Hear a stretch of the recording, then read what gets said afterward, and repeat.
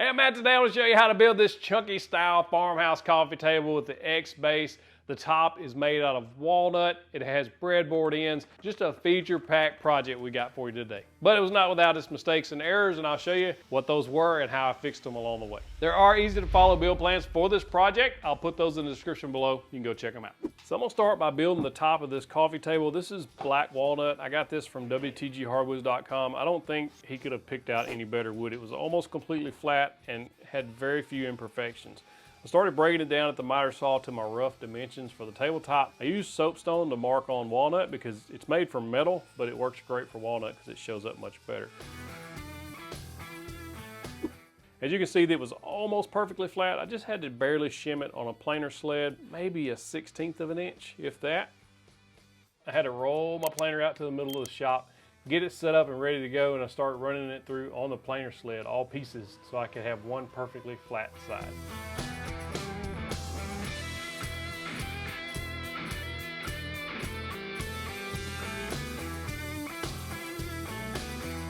Once I got them flat on one side, I used some brown Starbond CA glue to fill any cracks and voids. Then I just took them over to the jointer and jointed one side.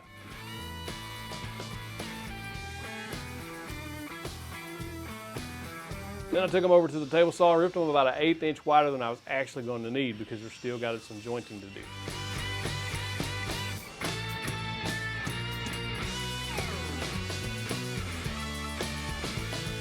I went ahead and filled any knot holes or any voids that showed up after this process, and then sanded that flat with 80 grit. That's what I got. I mean, it's looking good so far.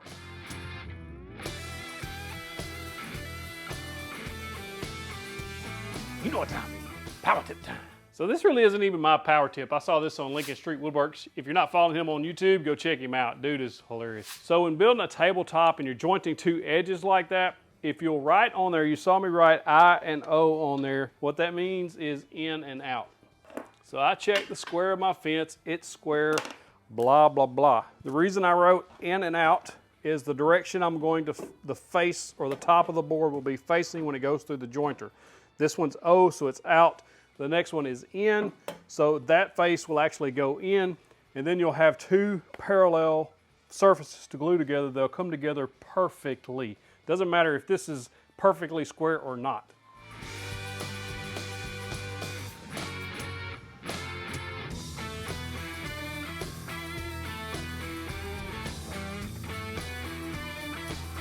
All the five or four of those joints, 1, 2, 3, 4, all four of those joints are nice, tight seams. Now I'm laying out where I want to put my dominoes. If you don't have a domino, don't worry about it. You can use dowels or you can just use glue and cauls to keep everything flat.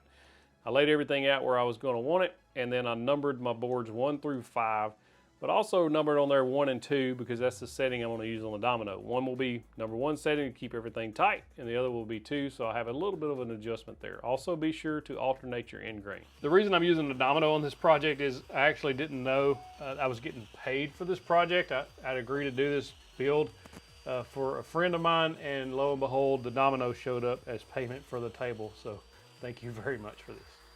I drilled these out, the number 2 setting, to make them a little wider, give me a little more play when I start putting this together. Then on the other side's the number 1 setting, where it'll be a tight fit. Now it's time for the glue up. I just use a lot of glue here, make sure it gets good and covered. Put those dominoes, dowels, or if you're not using anything, that's fine. Just make sure you use a lot of glue.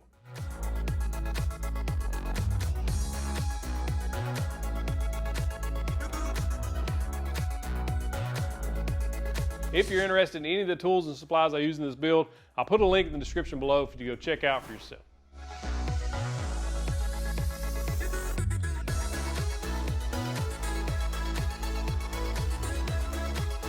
So I'm gonna go ahead and add some cauls to it, and this is just 3/4 inch plywood, and I put some packing tape on there so that the glue doesn't stick to it. I moved it off the workbench onto this portable workbench so I can access it a little better.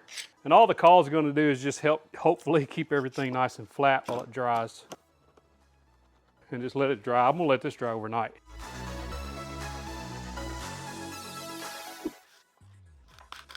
Once that glue was dry, I took a card scraper and scraped off the majority of the dry glue that I couldn't clean up earlier. Then sanded that to 80 grit sandpaper. After the glue up, there was a couple of pieces that weren't perfectly aligned with each other, which always happens. I used some painter's tape to prevent any tear out from the saw, set up a straight edge, and used my circular saw to cut that straight edge, or so I thought. If you see here, I taped this level there so you can see it. It's open, there's a big gap there, and then it's touching right there. That's not gonna work. The breadboard end won't fit right. So I'm gonna try to do this on the table saw like I used to jointing. So if I just put that edge against the fence without this level on there, I won't get a straight cut because the other side's not level. So using the level gives it a straight, flat reference to the blade. That gives me one straight, flat side. I can flip it over and cut the other side, and they're both parallel. It worked. I did the same thing on the breadboards because they were a little bit too long for the jointer. But as you can see, both pieces fit together almost perfect. Then I laid out the dominoes in the center of each of the table boards so that I could attach the breadboard ends. I've done breadboard ends like this before, but using dowels instead of dominoes. It worked extremely well. I'll put a link to that video in the description below. As you can see, I wrote 1 and 2 here. 1's all on the tabletop side, and then 2's on the outer dominoes for the breadboards, and then in the center will be a number 1 on the breadboard. That keeps everything nice and tight.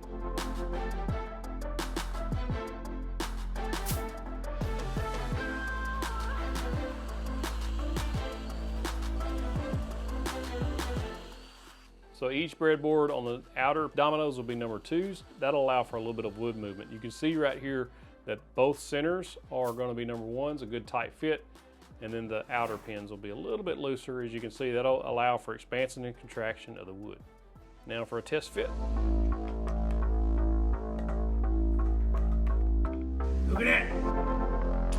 I went ahead and glued in the dominoes on the tabletop side and cleaned up any squeeze out and let those dry for a little bit.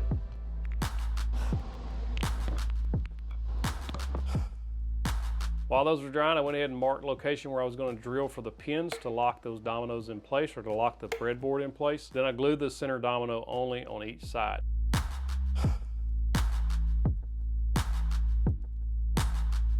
Used some clamps to squeeze these in tight, and then I used a 3/8 inch dowel with a 3/8 inch drill bit. I got this Walnut dowel off Amazon. I marked the center of the hole about a 1/2 inch away from the edge of the breadboard, and then used a 3/8 inch drill bit to drill down into the domino. I cut the Walnut dowel off a little bit long so that when it gets about a 1/2 inch away from being bottomed out, I use a little bit of glue and then drive it on in. That locks that pin in place so that it doesn't back out later.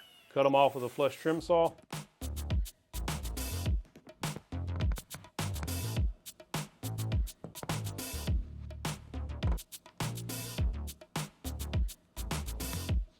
I already know that the wood movement police have already called out their tactical response team to comment on this video and tell me how wood movements is going to bust up this whole tabletop because I did not slot those dominoes inside to allow for wood movement. It's okay if you're wrong.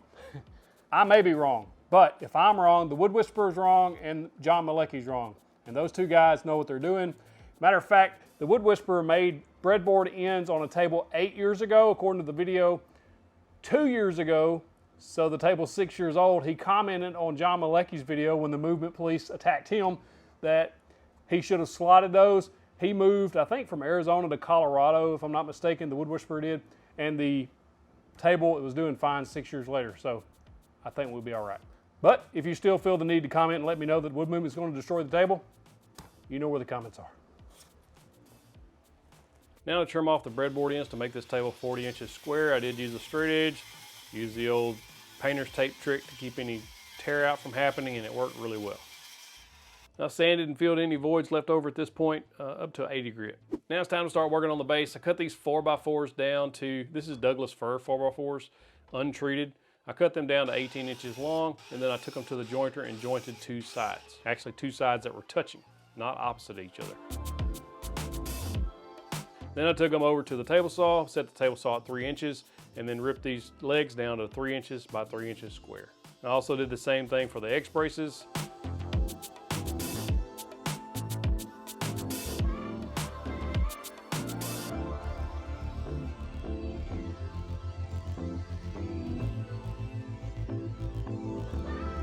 With some of the walnut left over, I also ripped them down to 3 inches wide so that I could use those for stretchers and part of the legs. Then I took the walnut over to the miter saw and started cutting them to length. I run that walnut through the planer to get them to 1.5 inches thick each. Mark locations for where the dominoes were going to go, and on the legs and on the stretchers, and drill those dominoes in there. And for most of this project, I'm using 8x50 dominoes. On the tabletop, I did use 10x50.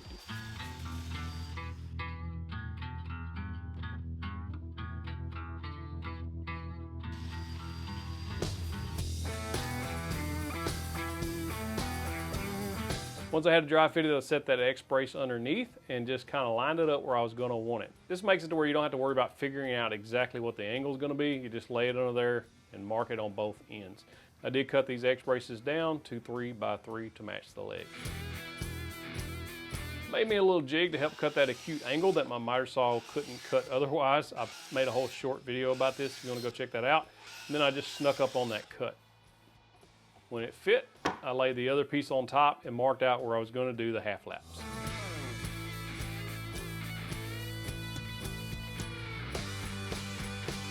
For the half lap, I put a dado stack in the table saw, set it to half the distance or half the thickness of the 3x3, and then I just started cutting until I got a good fit. I cut all 4 pieces like this, and it worked out fairly well. There was a little bit of a gap that I had to fill with some CA glue, but it worked out all right. See that mark right there is where I'm going to put the domino so that I can attach those to the stretchers. If you don't have domino, you can use dowels for this, or you can just screw it in place like I have before.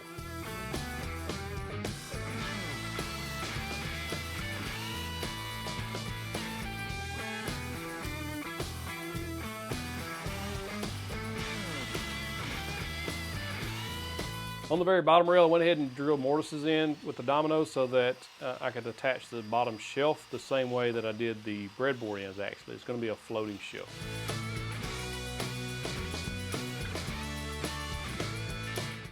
Once that was done, I broke everything apart, filled any voids that was needed to be filled, and sanded everything to 120 grit sandpaper.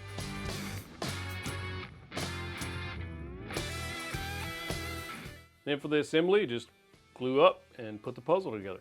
Went together very well. I was actually a little bit surprised. The domino really does make it a lot easier than any other method I've used.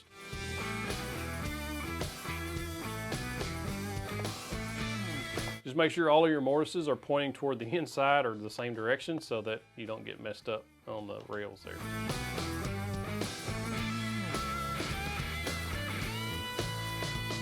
Save those offcuts that you use on the X braces because they're perfect to help you clamp those in place.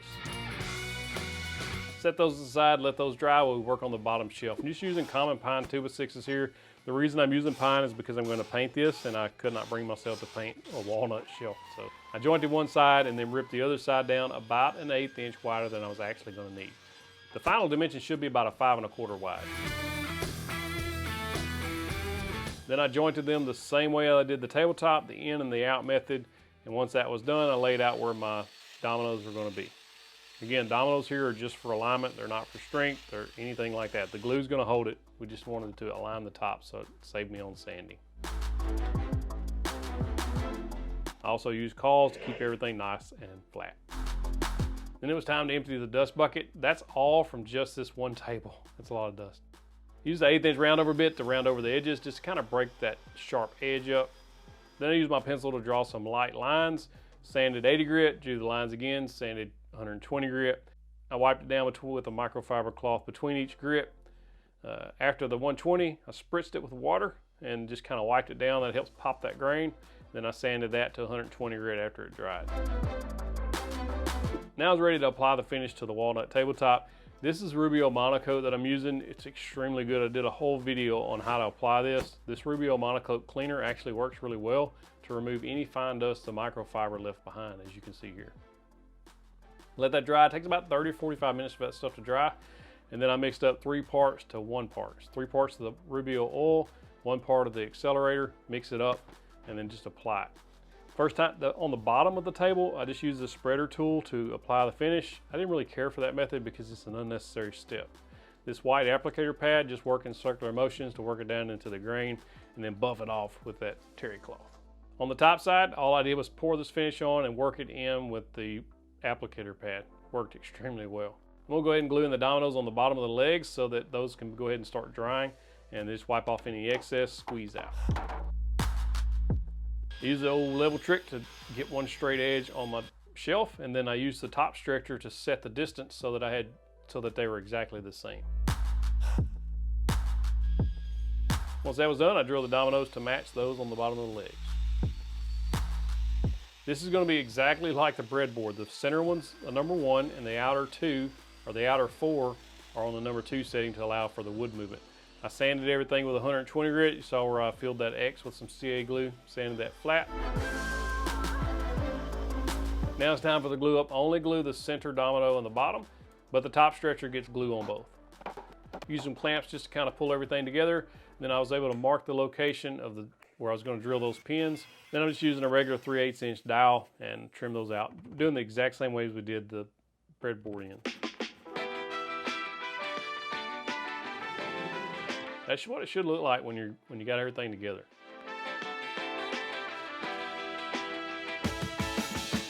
So for the top, I'm going to be using tabletop fasteners. I'm going to go ahead and cut out these slots. I've used an 1/8 inch straight bit on a router before, but the domino works just as good, and so I'm going to use that. I'm going to drill 2 in the stretcher and then 1 on each side of the leg, about 4 inches in from the outside.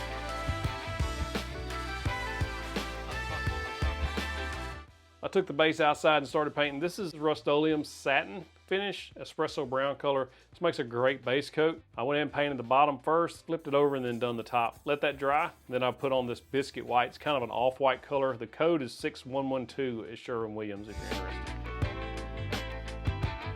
If you notice, the overspray is going to the right of the screen. That's actually toward the house. It flew in and got on top of the tabletop. I thought I could just scrape it off, but I couldn't. The more I messed with it, the bigger mess I made. And I tried to fix it. As you can see right there, you can see where it didn't match. I decided to go ahead and finish this base. I went ahead and distressed it with 120 grit sandpaper all over the base.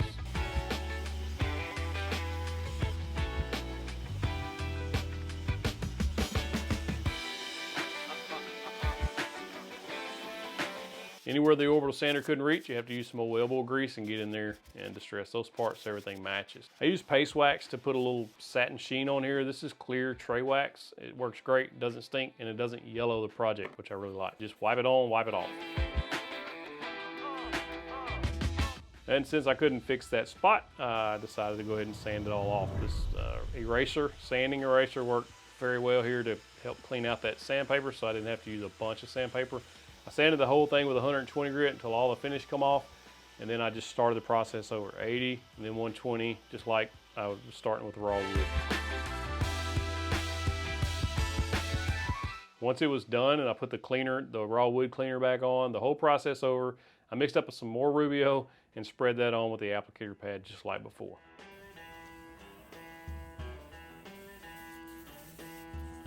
It actually come out pretty good. You can't even see where that spot was.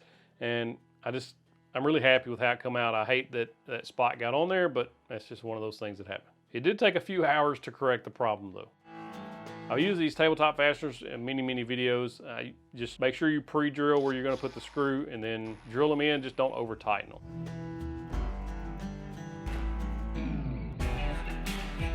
That wax finish gives it that nice satin sheen. We loaded this in the back of the truck, took a short 6-hour trip to Dallas, Texas to meet some friends. As you can see here, Rangers photobombing the shot. It looks amazing in their home. We were blessed enough to be able to go to Colorado with them for a week and had just an amazing time with great friends.